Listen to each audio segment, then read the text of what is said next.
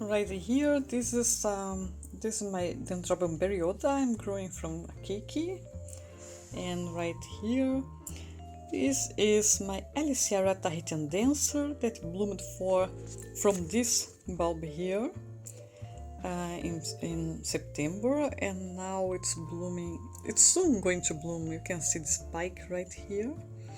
And I love the colors of the leaves and the pseudobulbs. They are so bright green, it's so lemony, and I love it. I love this kind of bright green. And right here is my Brassavola nodosa. I had to repot it, and this is why it's so shriveled, but it's making more roots. And right here, this is my BC Maikai. It's kind of shriveled too.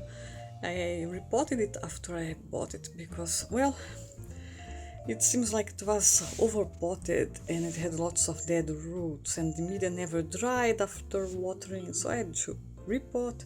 It has lots of roots all in the surface, and I'm trying to encourage them to bury to get into the media, and it seems to be working.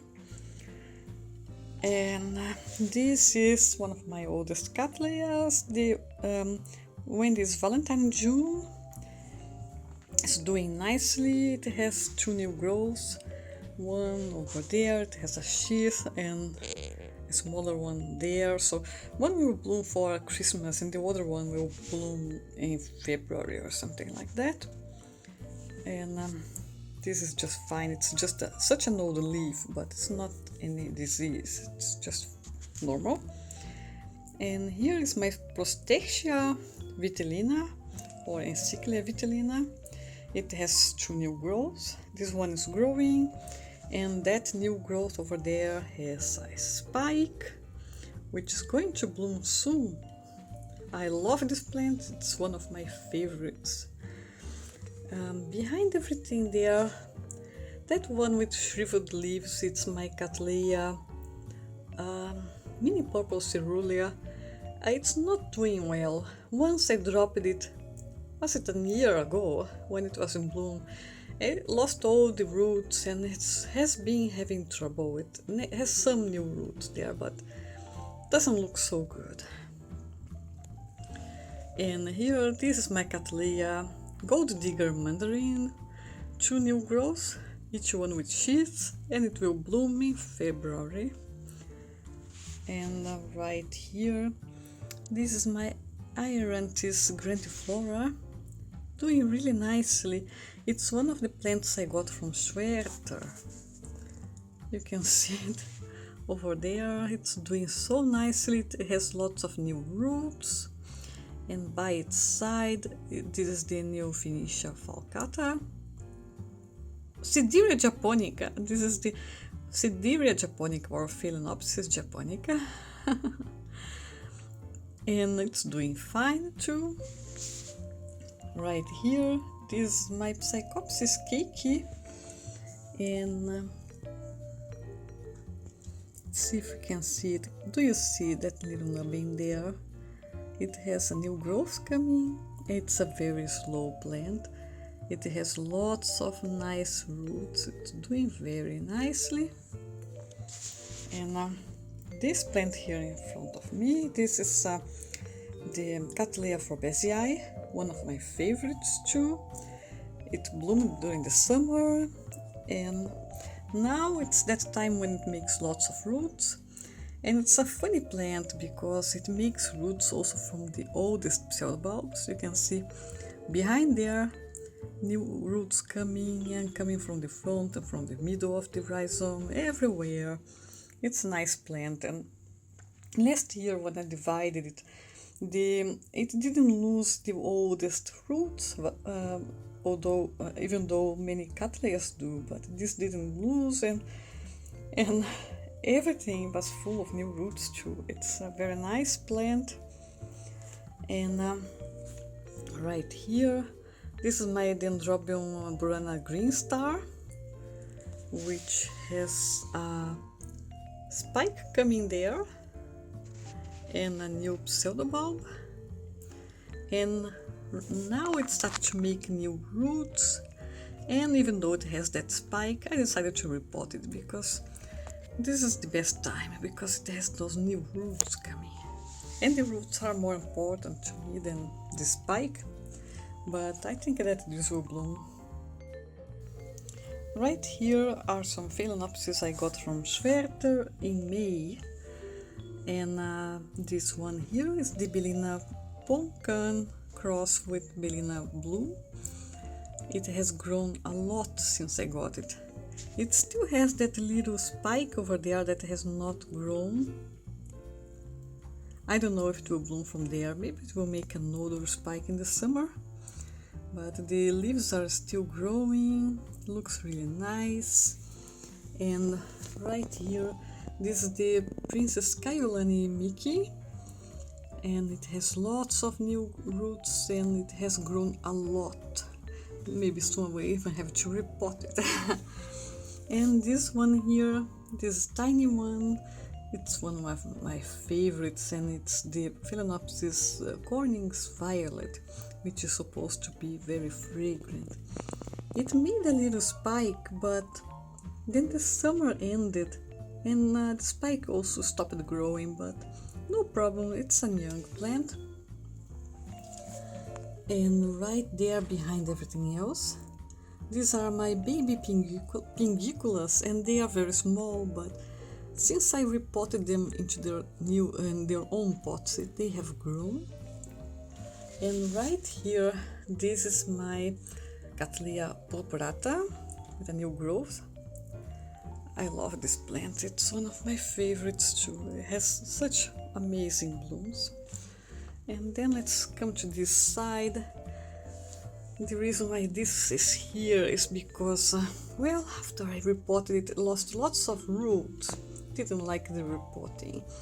And it's making new ones, but it's slow. It has a sheath, and I think it will bloom in the spring. But I just decided to take it from the lights because I don't want it to desiccate itself. And this one here, this is here only for lack of space, but maybe I will hang under the lights. And this is the Cattleya Doris and Boris Christmas Rose. I like this. And here is a no ID phal that makes very big pink flowers, and I think it will make a cake from here. And if that's a cake, I will just remove it and throw it away. I don't want two of this plant. And right here, this is my Cattleya Ivanhoe. Has a new growth over there, but it has trouble making roots. It has roots, but they kind of dry. I don't know, this has been repotted at the wrong time of the year and didn't like it, so it's always struggling. And right there, that's my Cattleya Maxima I got from Equagenera. It's still trying to make roots. It has a little chance, but I'm not too confident that it will make it. Here's my Coleogyne Orchid Garden Joachim, and it's doing nicely. At some point it was blooming from 3 spikes at the same time. It was beautiful to have 3 spikes and blooms. After I brought it indoors, it didn't like too much, and even though it's supposed to be a sequential bloomer, it just aborted the youngest bloom, so it stopped blooming, and I removed the spikes, but no problem. And here, this is my Bulbophyllum Elizabeth Ann Buckleberry, and for a moment I thought I saw something there, but I think it's my imagination. Yeah, it's nothing. But this is the newest growth. It's growing a lot. It likes to be in sphagnum. I just think that this could bloom at some point, and for a moment I thought I saw something there, but it's my imagination. This is my Leomycetia lava burst, also known as Hawaiara. It has 2 spikes in bloom and 2 more spikes coming over there. It's a nice plant, I like it. It has no fragrance but very nice plants, nice blooms. And this one here, this is my Prostechia cochleata albiform, and it's a very small plant and I think it's not blooming size yet. One of the leaves got kind of, how do we say, well, I just had to straighten it up. It has a sheath, but it's a very small plant, so I don't know if it will bloom, maybe not yet.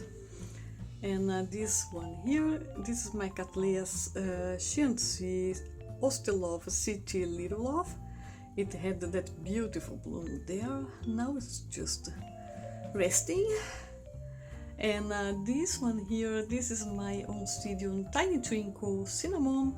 It has 2 new growths right here, 2 growths, and they are growing nicely.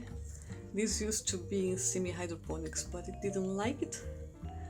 And this little spike, I mean long spike, is from my Psychopsis right here that had been bloom for a long time. And here, this is my Colmonara Maasai Red with 2 new growths and 2 spikes. One spike is developing there and the other one is blooming. This smells like candle wax or rubber boots. Yeah, it smells like rubber. Weird smell, but the blooms are beautiful and they have this kind of beetroot color or red wine color. Very nice.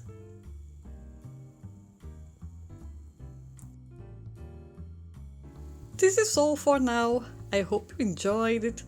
And if you didn't watch the part 1, I'll put a link in the screen so you can check it out.